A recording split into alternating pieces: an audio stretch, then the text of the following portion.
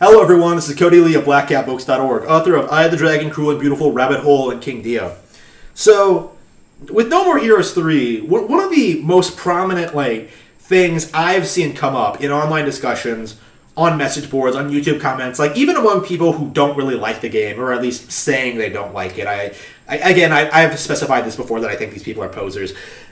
The thing I've been seeing a lot of is that everyone seems to love how Henry is treated in this game. Henry's appearance, his fight with Travis, and the way that fight ended is probably one of the most surreal, brutal, ridiculous, over the top moments in the entire game. Probably the most directed, probably the most heart wrenching, the most brutal, the most surprising, the darkest.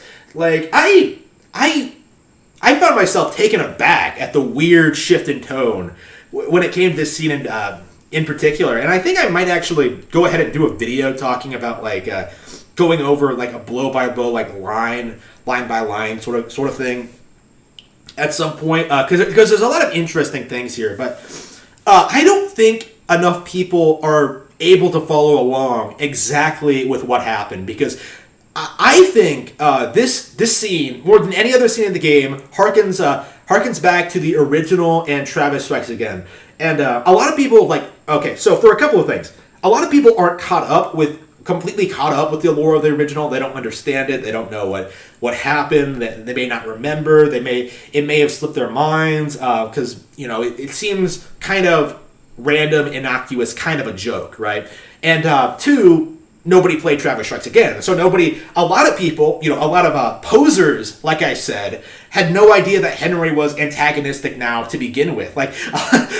People didn't know that he had watched Thor, the Marvel Cinematic Universe movie, and decided that he fucking hated Travis. Yes, that is the actual in-universe explanation as to why Henry hates Travis now. That's really funny to me. And again, it's a good example of why you really shouldn't take the plots in these games all that seriously. They are just supposed to be fun, okay? They're super well thought out, they're super engaging, they're well directed, but most of all, primarily, they're meant to be fun. You shouldn't take them seriously. You shouldn't get hung up over why is Jeane's voice different now? That's not important, really. It's just a joke. It's just a joke that has some weird sort of relationship with I don't know what they want to do with the game thematically. So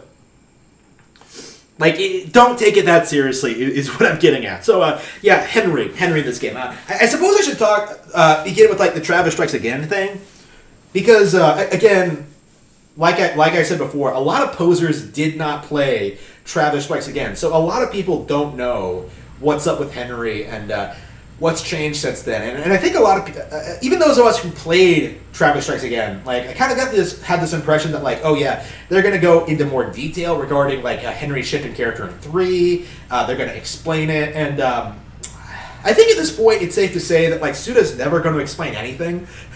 The plot to No More Heroes 3, some of the aspects of the deep lore are so convoluted and so ridiculous, and kind of require you to play other games. I'm seeing a lot of people notice connections between stuff like the Silver Case and manga Suda has worked on and stuff like that. It's getting very, very difficult to understand what's going on in a lot of these situations. But with No More Heroes 3, Travis Strikes Again presents it as if Henry has seen Thor and had because he loved the movie so much, it gave him a sort of religious revelation experience and gave him superpowers, essentially. We still don't know what the fuck the Order of the Emerald Knight is. We don't know what the fuck Henry has been doing in between No More Heroes 2 and Travis Strikes Again, because he was already antagonist by the time he meets Travis and Travis Strikes Again, right? He was already talking all this crazy shit about Thor and and how he never really liked Travis anyway, and all this weird stuff. Henry is almost a completely different person in No More Heroes 3, and I've just only now realized just what this means, like the context, like the sort of wider implications, and I think this is something that like nobody else has noticed so far. I've just posted this on 4chan. Nobody else seems to have noticed this, but Henry, through his exposition in No More Heroes 3, kind of describes what happened to him, what happened to he, Travis, and Jeane while they were still young, while they were still children, like what exactly their situations were growing up. And this is a really interesting choice of direction for Suda, because this is actually the first time ever that Henry has ever even brought up Jeane, right? Like, it's not explained at all, like what the relationship between Travis, Jeane, and Henry actually is, other than the fact that they're all siblings or all share a father at least. Like Jeane claims to be Travis's half sister, but Travis seems to be in love with her, and Henry fucking is Travis's twin brother, but he's Irish. Like the weirdness that he has a different last name. Like the weirdness of it all just doesn't mesh together at all. Like we've always gotten the impression that like something is up with this and with this situation. Like especially since like Henry doesn't bring up Jeane at all in No More Heroes 1 or 2, or Travis Strikes Again for that matter. Like there was something up about this. There was something like there was something more to the story, but they don't really explain why. It seems like inherently contradictory even. Like some of these conflicting narratives, like for example, Travis saying that like Jeane killed his parents. Like Jeane says that she sold her body to pay the bills. She lived in some shitty apartment, and she sold her body to become like an assassin, right? So she took some lessons and became an assassin so she could become strong enough to kill Travis and Travis's father and his new wife. Like the way she puts it is that like she killed Travis's father and his and her stepmother. Oh well, like Travis's mother, essentially, like kind of selling this as an assassination thing. I'm talking more about Jeane than I am Henry here, but I've talked about this before. Travis, meanwhile, like kind of just forgets this. In No More Heroes 1, kind of just forgot this ever happened, and like kind of presents his adventure, like climbing up the rankings in the UAA as being like just for fun, as being a fun little romp, when it really has like deeper personal significance to him, because this is a way to get to the top of the UAA rankings and a way to get to Jeane so he can kill her, so he can take revenge and stuff like that. And it's never brought up before or again. So again, that's kind of like part of the themes of the original game, is just like the commentary on becoming number one and stuff like that. I talked about this before in like the No More Heroes symbolism video. So the interesting thing about this, the reason I'm bringing this up, is that Henry actually does the exact same thing in No More Heroes 3. He comes to Travis, says he had a revelation, and suddenly realized that he had forgotten their true origin story, right? That he remembered Travis, and Jeane fleeing some orphanage or whatever. Oh, what was it? Like fleeing their abusive serial killer father, he puts it. They don't bring up a mom at all. They stay out in the woods for a couple of days, and then shenanigans happens, and Henry forgets who he is and is adopted by like the Cool Down family, who I imagine are Irish, going by like the original tone. Like the thing that I find really interesting about this, the thing I don't think anyone else has brought up, is that it is like how many parallels there are with what happened in No More Heroes 1 to this specific scene, right? Where you have Henry coming to confront Travis, right, regarding their past, and declaring that he somehow like remembers like stuff that's been long forgotten, right? Like he talks about Travis and Jeane and like things like that, and it's all very interesting. But again, this raises all sorts of weird questions regarding the true origins of these characters, because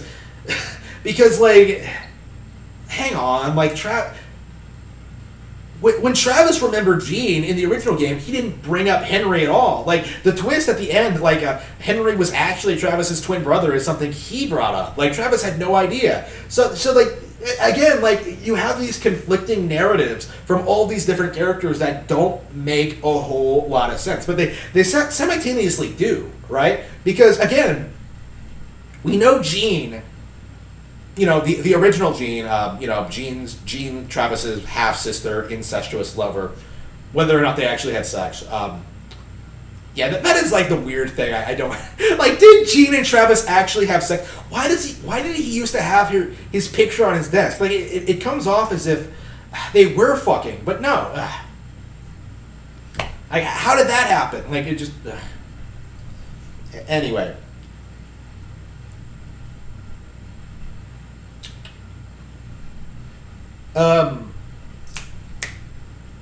What was I getting at? Yeah. There's all these weird sort of like underlying connections that do kind of feel like they fit together, but kind of don't. And it kind of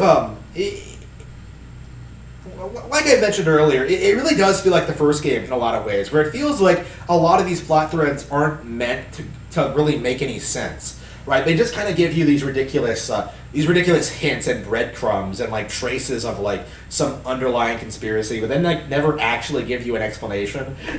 Like it kind of feels like none of this shit like is meant to have any kind of explanation. Especially that bit at the end where like Henry like dies and then he immediately comes back and kills Travis. Like it's just.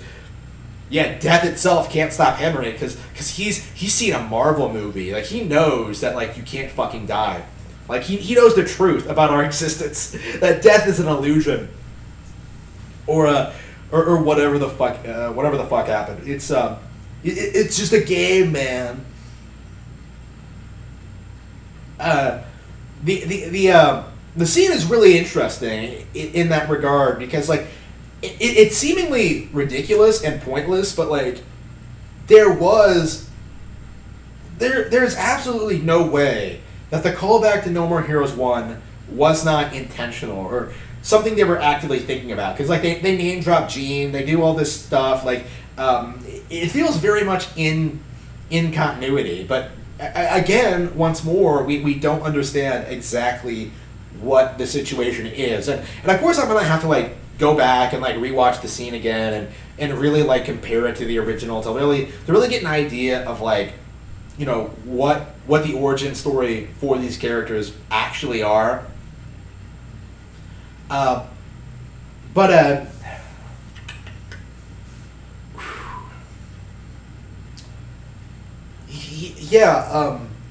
initial impression is that like the game No More Heroes 3 is like a lot more complex than I think a lot of people are giving it credit for at this point in time. Like I think a lot of people are like kind of writing this one off because like it's not a AAA game.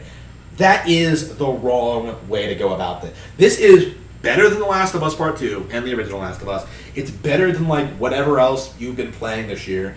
I'd say it's better than like The Greatest Attorney, and I'm playing that now for the first time. Really, really enjoying it, but No More Heroes 3 is better.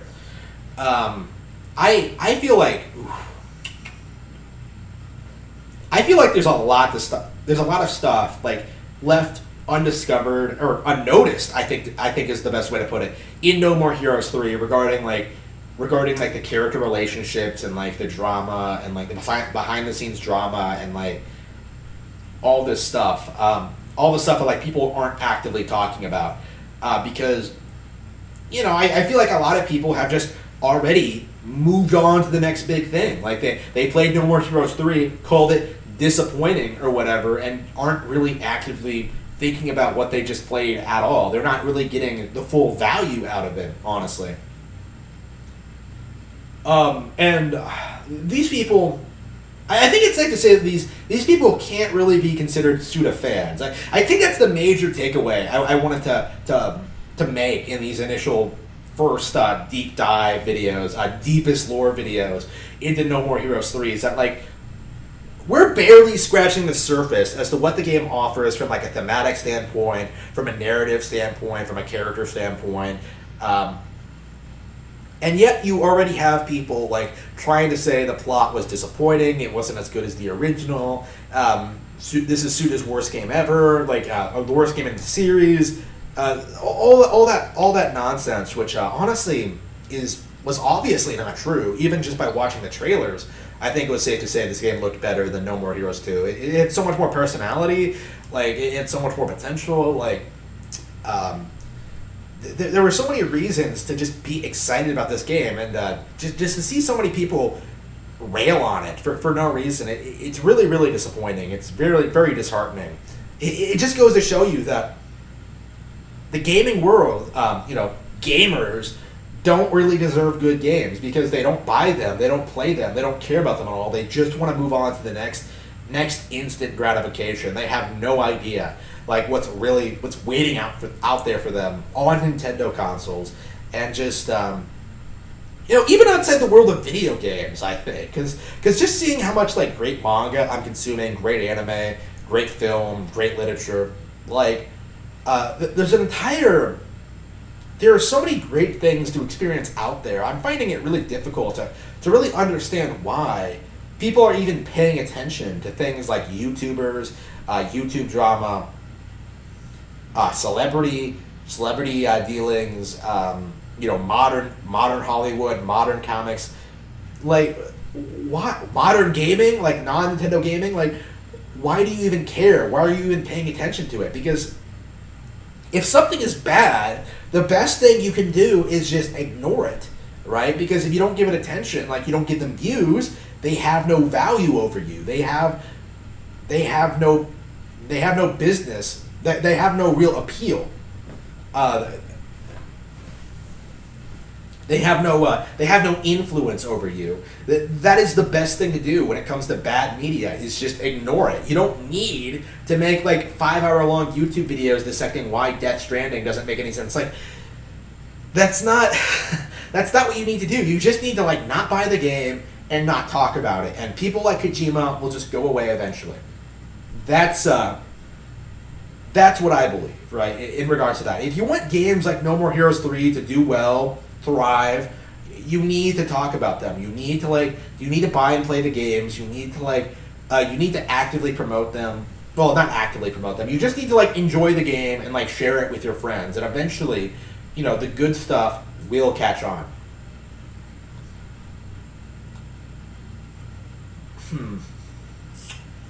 Yeah, No More Heroes 3 is probably one of the best games I played this year. I think I enjoyed it more than a new Pokemon Snap, even probably more than Monster Hunter Rise. I definitely would have kept playing it if it had more content. I suppose that's the main problem I have with the game as a whole. But as a whole, like as a product, I'm very happy with No More Heroes 3. I'm very happy with the way Suda took what Suda put out, even though it was completely different than what I expected. And in a way, I'm very, very happy that we got something completely different for once on Nintendo Switch.